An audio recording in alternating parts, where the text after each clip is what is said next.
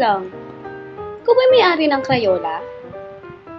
Kasi binigyan kulay mo yung buhay ko eh. Ayoko nga ng katulad mo. Gusto ko kasi, ikaw mismo. Excuse me. Pwede magtanong? Kung dadiretsuhin ko ba tong daan na to, diretso sa puso mo? Bastos ka din, no? Di ka man lang nagpapaalam.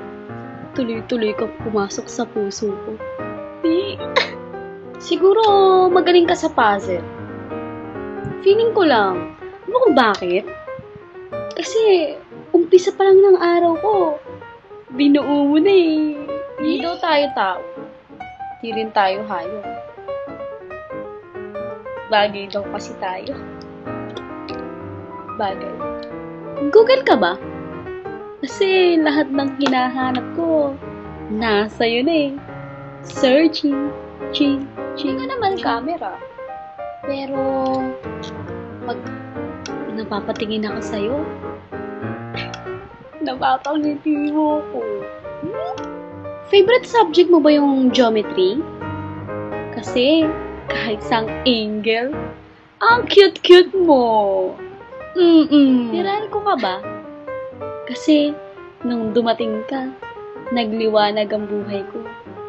Maliwanag ang buhay. Meran ko. Pogi, bakit pag bigla ang lakad, natutuloy? Tayo, hindi. Alam mo, para kang fireworks. Lakas kasi ng putok mo eh.